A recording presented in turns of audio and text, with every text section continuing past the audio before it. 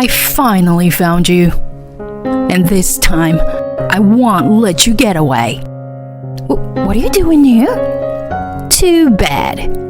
Just let me raise my grandchild. You were too useless. When I reunioned with my mother-in-law after several years, I felt a tremendous sense of discomfort. I'm confused by her sudden statement. Grandchild? What is she talking about? I don't have any children yet.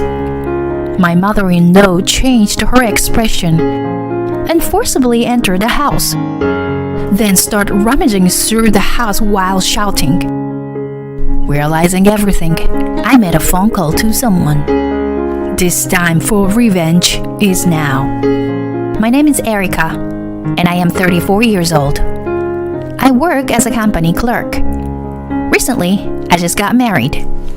I met my husband George when I was 29 years old, and we got married after dating for 4 years.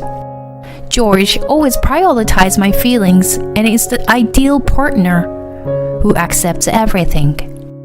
I am truly happy that I could become a couple with him. However, the happiness was short-lived as an incident happened 3 weeks after the registration.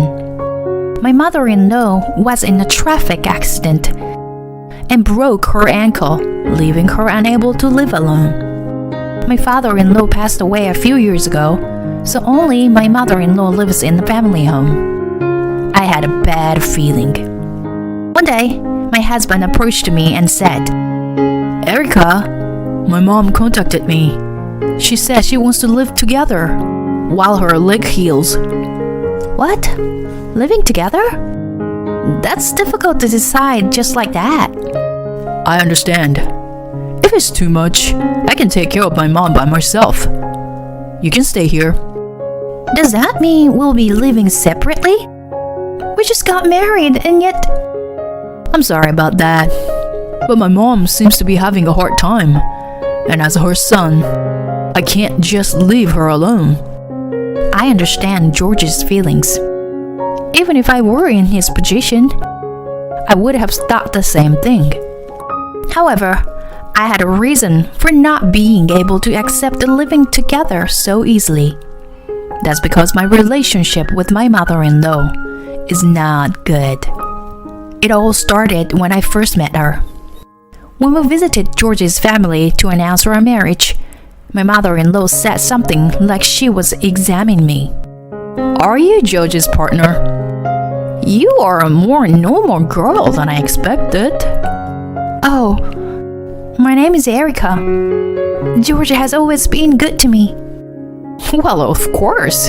He can't leave alone someone who looks as clumsy as you. George is too good for you. Despite being a first-time meeting, my mother-in-law mercilessly threw those words at me. At the time, my husband was away from the seat, so he didn't know about it. I didn't tell him about it afterward either. It was right after we got married, and I didn't want to worry him. But this time, the situation is different. I don't want to be away from my husband. I've made up my mind. Okay, I'll live with you, Mother. Really? Is that okay? Yes. It's lonely to be away from you, huh? We finally got married, you know? Thank you, Erica. I'm sure my mom will be happy too. My husband's eyes sparkled with joy. Seeing that, I couldn't bring myself to tell him that I was disliked by my mother-in-law. And so, just 3 weeks after our registration, we started living with my mother-in-law. Reality was even harder than I had imagined. One day, after finishing work and coming back from shopping, my mother-in-law greeted me with a reluctant voice. And then she spoke up with an annoyed voice. Erica, what were you doing until this time? Huh? After work, I went shopping for a bit. Wasn't work until 4 o'clock. It's already 6 now. How long have you been out playing around? I had to work overtime today. Plus, I needed to buy ingredients for dinner. I showed my shopping bag to my mother-in-law, but she immediately shouted, "Shut up! You should be grateful just to be able to live in this house. I was supposed to live with George alone, but you were just a nuisance." Well, I got married to George. I think it's strange to live separately so soon after getting married. I don't care about that. Besides, I never approved of your marriage in the first place. Why? Why would you say something like that? Why? It's obvious. You are the one who I hate the most. If you understand, then hurry up and get a divorce. My mother-in-law mercilessly trampled on my heart. Even though it was only the beginning of our cohabitation, my mind was getting more and more exhausted. A few months later, my mother-in-law had become quite proficient at walking, but my mental state was nearing its limit. With her newly acquired mobility, she began to interfere with me even more. Even when I was cooking, doing laundry, or cleaning, she would complain. I tried to avoid her as much as possible by locking myself in my room, but she still came in and scolded me for neglecting household chores. So much longer would this painful life continue. If I endured any longer, I would really lose my mind. Finally, I faced my true feelings and decided to confess the truth to my husband. "Hey, George, there's something I need to talk to you about. Is now a good time?" "What's wrong? Did something happen?" I've realized that I really want to live alone. Is that okay?" My husband's eyes widened in surprise. Momentarily speechless, he grabbed my shoulders with a startled look on his face. "What's going on, Erica? Why are you suddenly talking about living alone?" "The truth is, I'm being severely bullied by your mother. It's basically harassment. I've been enduring it all this time, but I've reached my limit." "What is that all about? When did it start? Why didn't you tell me?" "Since we started living together. I didn't want to say anything bad about your mother, who is after all your mother, and someone I care about. That's why I kept quiet." "Oh, Erica." My husband's eyes began to water. He pulled me close and whispered in my ears, I'm sorry, Erica. I didn't notice anything." "Don't apologize. It's my fault for not discussing it with you." "No, it's not. As your husband, I should have noticed. I'm sorry it got to this point, but I'll take care of this, so don't worry." "Thank you, George. I'm glad we talked about it." The next day, my husband started looking for a new home right away. Of course, he didn't tell his mother that we're preparing to move out. We prepared everything in time for the move-in day. It was on the day of the move that we finally told his mother the truth. "Mom, we're leaving this house." His mother's eyes widened in surprise. "What? What are you talking about?" My husband explained. "You were bullying Erica, weren't you?" "What are you talking about? I would never do such a thing to Erica." "Erica wouldn't lie about this. We moved in with you because we were worried about you. But you insulted Erica behind my back. That's just low. We're cutting ties with you." "What are you talking about? That's nonsense." "Wait, George." "Goodbye, Mom. I don't think we'll ever see each other again." "No, George, hey." He vigorously shook off his mother, who was clinging to his arm. My mother-in-law wept until the end as she watched us leave. After that, peaceful days began that were beyond recognition. Originally, it should have been like this from the beginning. Spending each day with my husband is truly happy. There's no pain in my heart. Like any other couple, we occasionally have arguments, but we've always been able to overcome them because we have a mutual desire to understand each other. And a few years later, even happier things happened. My sister and her husband moved in near us. My sister is 8 months pregnant and will soon enter her final month. Not only do I feel relieved to have my sister nearby, but I am also excited to have a nephew. Because she is nearing her due date, I accompany her as much as possible when she goes shopping. One night, I had some errands to run and couldn't go with her. That night, my sister called me on the phone. Actually, something scary happened at the supermarket today.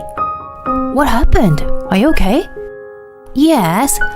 While I was shopping, a strange woman suddenly came up to me and said, "I finally found you. When did you get pregnant?" It was so scary. And she spoke in a very aggressive tone. And then, suddenly, she slapped me. I was so confused and scared that I immediately hailed a taxi and came back home. It was super scary. What? She slapped you? Are you okay? Yeah, I'm okay. I was more surprised and scared than hurt. I'm sorry I couldn't go with you today. It's not your fault. Anyway, I think I should avoid going out alone from now on. Yeah, agree. That's a good idea. From now on, I will always go with you, okay? Her story was too shocking, and even though it wasn't my experience, I felt scared. How could someone do something like that when there is a baby in her belly? It's certain that there is a dangerous person nearby. From that day on, I decided to always go with my sister using a car when she goes shopping. We never encountered that woman again. As time passed, our fear gradually faded away. 2 months later, my sister safely gave birth to a long-awaited baby boy. Several weeks later, my husband and I headed to my sister's house. She seemed to be struggling with her first child, along with her husband. While we were there, we talked about wanting to have children soon, and then we left my sister's house. When we got home, when we were about to close the door, something grabbed the door from outside. But what? And then the door was forcibly opened, and a person came into the house. It was my mother-in-law, whom we had cut ties with. Her eyes had changed, and she began to speak in a low voice. I finally found you, and this time I won't let you get away. What are you doing here? Too bad. Just let me raise my grandchild. You were too useless. What are you talking about? Don't play dumb. I know you were pregnant. What?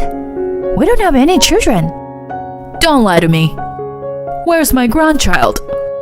My husband comes running from the back of the house and stands between me and my mother-in-law, as if to protect me.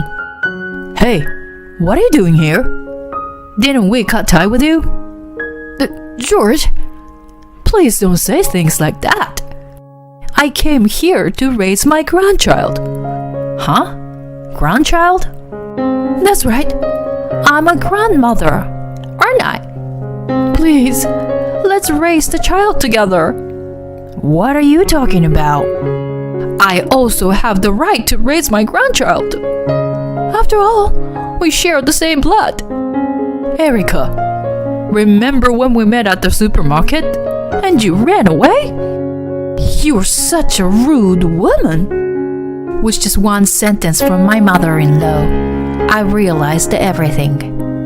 The woman who slapped my sister was undoubtedly my mother-in-law. At that moment, an indescribable feeling filled my entire body.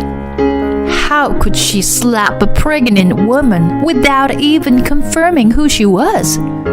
I won't forgive her. I immediately called my sister, and then my husband and I took my mother-in-law to my sister's house. When we arrived at my sister's house, she saw my mother-in-law's face and muttered with a pale expression, "This is the person. She's the one who suddenly hit me." I knew it was her. But how did you know it was her? Well, this person is George's mother. George's mother? She mistook me for you and thought I was pregnant. What? Even if that's the case, why would she suddenly hit me like that? I told my sister that I had been bullied by my mother-in-law in the past, which was why I had cut off contact with her and moved without telling her where I was going. My sister hugged me gently, and we both cried. My husband and brother-in-law were visibly angry, especially my brother-in-law, who clenched his fist and glared at my mother-in-law. "How dare you lay your hand on my wife like that? You better apologize properly." "What's wrong with you? I just made a mistake, right? It's because those two look alike." "What did you say? You're such a terrible person, aren't you?